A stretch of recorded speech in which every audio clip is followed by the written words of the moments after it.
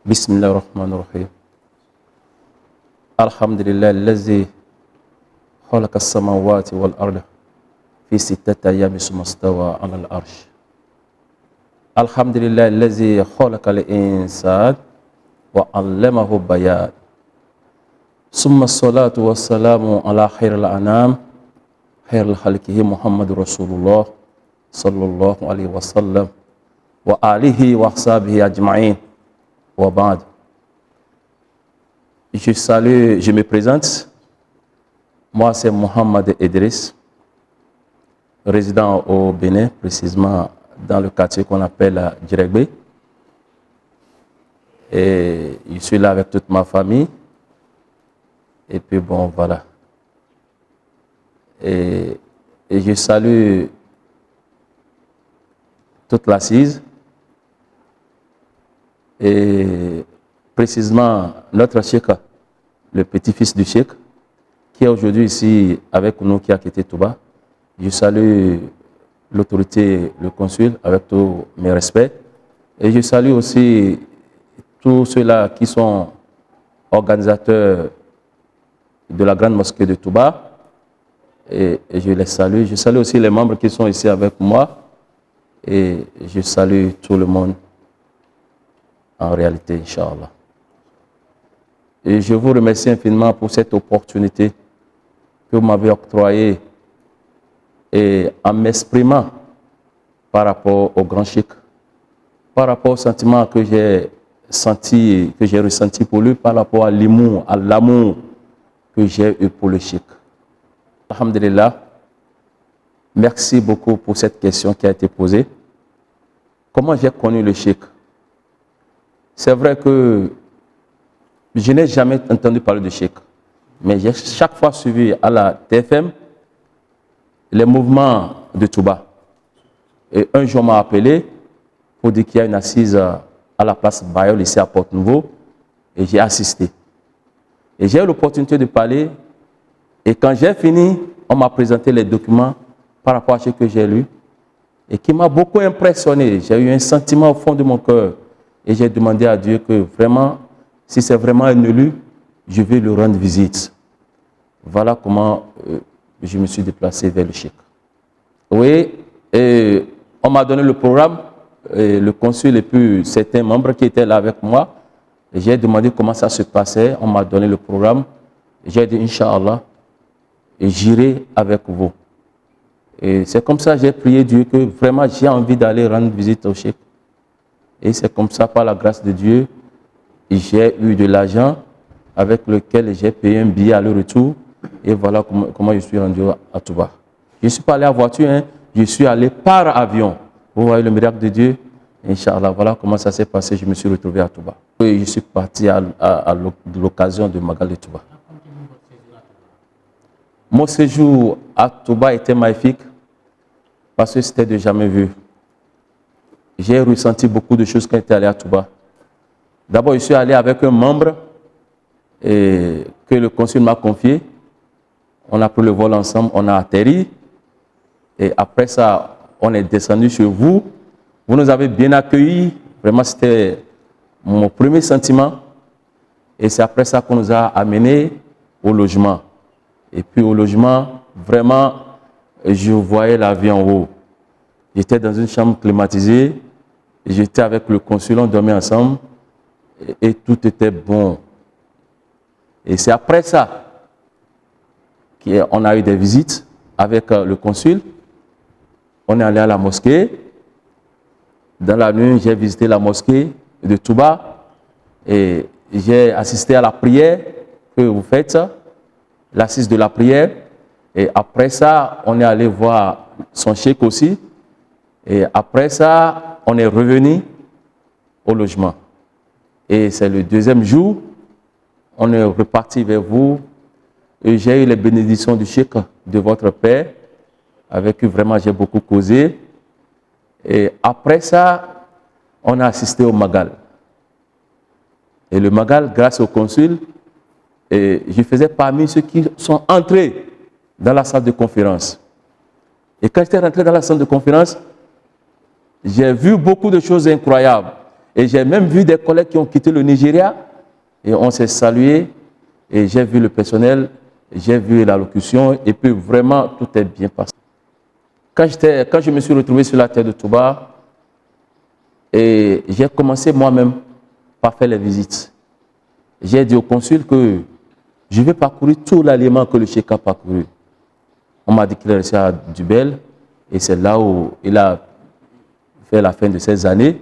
Donc je suis allé à Dubel, je suis allé dans sa mosquée, j'ai prié. Là où il a croisé le prophète, j'ai prié. Et je suis resté dans sa mosquée pendant un beau de temps. Là où il prenait de l'air, il y avait sa photo qui est là. Je suis resté là, j'ai prié. Et c'est là que j'ai ressenti beaucoup de choses. Et quand je voulais quitter, je n'avais même pas envie de quitter. Quand je suis revenu, j'ai dit au consul, je lui ai dit vraiment, et je n'ai plus envie de retourner au Bénin si ce n'est pas que j'avais une famille. Parce que j'ai senti beaucoup de choses par rapport au cheikh. Et c'est comme il était en moi. Et je voyais beaucoup de choses vraiment qui me rendaient, vraiment qui me donnaient confiance. Et ça fait que vraiment, je n'ai pas regretté mon voyage. J'ai prié à la mosquée de cheikh, j'ai demandé beaucoup de choses. Et quand je suis retourné de Touba, tout s'est réalisé. Et voilà, de plus, ça fait que j'ai eu confiance, la foi, l'amour pour le cheikh. Et je sais, comme l'a dit le Coran, les hommes de Dieu ne meurent pas. Quand tu es chaque fois avec lui, il est chaque fois avec toi. Donc voilà ce que j'ai ressenti au cheikh. Et j'ai tout le temps envie d'aller vers lui. Voilà un peu ce que je peux dire par rapport au sentiment, à l'amour que j'ai pour le cheikh. Merci beaucoup.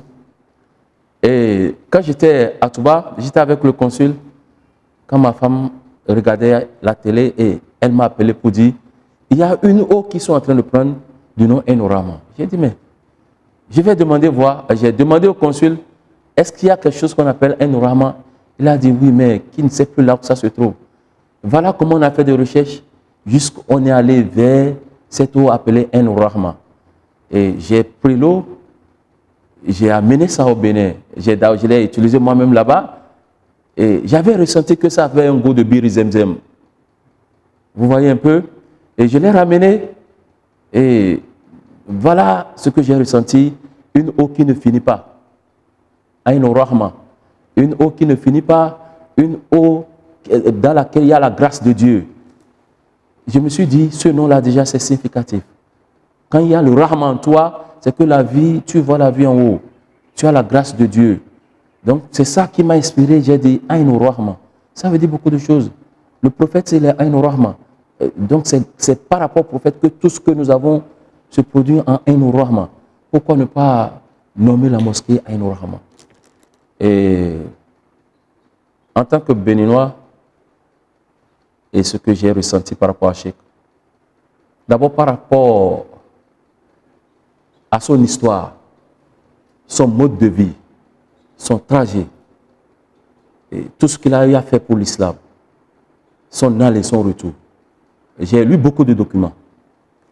Et jusqu'à la place qu'il a occupée devant Dieu, auprès du prophète, qui est Khadim Rasoul. Ça m'a beaucoup impressionné. J'ai dit, mais les Djelani, les Cheikh Ahmad Tidjani, c'est les shérifs, c'est les gens à la peau blanche, mais un noir qui a occupé cette place. Imaginez ce qu'il a pu faire devant Dieu. Imaginez son djihad devant Dieu. Et son djihad, c'est par rapport à ce djihad qu'il a connu le Bénin. Pour la première fois, quand les Blancs lui ont récupéré, c'est par rapport à son djihad qu'il a connu le Bénin. Et aujourd'hui, plusieurs des Béninois ne savent pas qu'il y a vraiment une grâce qui est rentrée au Bénin. Si vraiment on le savait plus tôt, peut-être que le Bénin serait plus mieux que ce qu'il est aujourd'hui. Mais ceux que Cheikh Ahmadou Bamba a appelés l'ont su. Regardez-moi, avoir mon âge, avoir mon étape. Et moi, voilà, les gens ont vécu avant moi. Et regardez comment le Cheikh m'a appelé. Je ne suis de nulle part. Je ne suis de rien. Mais le Cheikh m'a appelé. J'ai eu cet amour du Cheikh et je suis allé vers lui. Les gens venaient ici déjà pour cette assise, pour le Magal du Bénin. Je n'ai jamais assisté. Mais personne au Bénin n'a pu ressentir cet amour et s'être déplacé pour aller voir la source du Cheikh. Mais la première fois que je suis allé, j'ai eu cet amour. Et je suis allé. Vraiment, je ne sais pas comment qualifier l'effet du Cheikh. Mais ce que j'allais dire en résumé, c'est que quand je voulais quitter Touba, j'ai lu quelques paragraphes du Cheikh. Il a dit, ayez foi en Dieu et en son prophète. Il a dit, suivez la voie que je vous ai tracée et vous aurez le paradis. Il a dit, soyez assidus à la prière. Il a dit, ne laissez jamais le Satan vous occuper dans votre cœur. Et chaque fois quand ça se produit, mettez-vous en jeûne. Et voilà la meilleure voie qui pourra vous faire entrer au paradis. Je l'ai gardé. Et quand j'ai lu, j'ai eu de l'émotion. Voilà le chemin qui nous a tracé.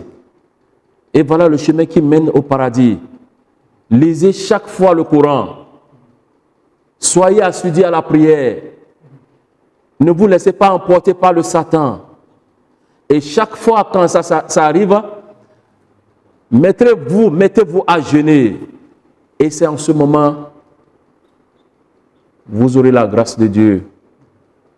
Ça m'a pénétré. Allah. Allah. Allah. Allah. Allah.